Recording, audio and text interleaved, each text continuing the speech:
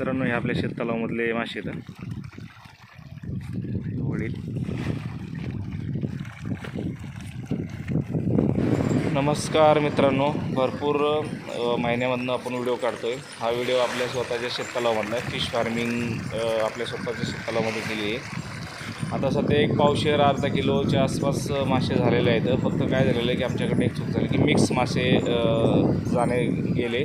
आपल्या लोकल तलावामधले मासे पण त्यामध्ये काय गेले तर आता ह्या वर्षी पूर्ण तलाव खाली करून किती उत्पन्न होतं आहे, किती खर्च झाला आहे, डिटेलमध्ये एक व्हिडिओ मी सेपरेट बनवतो तुम्हाला. तर चला थोडेसे तुम्हाला मी तलाव दाखवतो. वडील आणि मी सकाळी खाद्य टाकायला आलेलो होतो, त्यावेळेस सहज म्हटलं शूट करूया व्हिडिओ.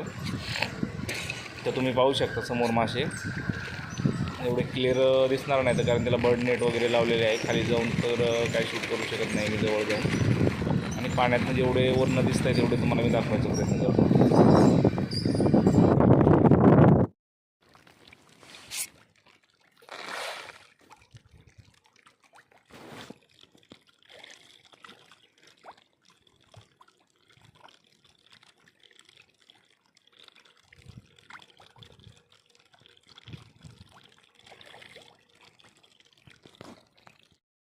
ती पहिल्यांदा सोडलेला मासा आहे किंवा आलेला की हां, राईट राईट राईट. तर ती बघ कसा मासा आहे. तो आपण सोडलेला आहे हा तेवढंच झालेत. म्हणजे हे जे सोडलेली पहिल्यांदा सोडलेला तो गेला असेल ना पावशेरच्या पुढं. अर्धा किलोचा आहे म्हणत तो पार. पावशेर कसा असेल अर्धा किलोचा झाला की. आणि आपण सोडायलाच आहे तो बघ. हां हां. ती काय चिला पिऊ येतो नाही,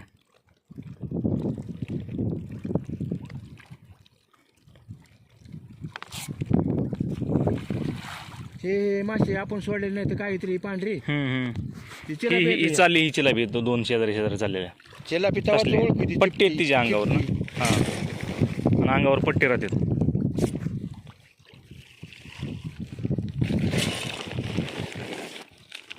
त्यांना पाहिजे बघ 10 किलो खाली आता रोज एवढ्या माशाला. मग बघ खाद्य आहे का नाही, अख्ख्या पट्ट्यात टाकायचं काय तो कधी कडीला आलं का, कडीला आलं का तो कधी कापडावर ठुसण्या मारतात बरोबर. पण ते भिजलं लवकर खाली जाते.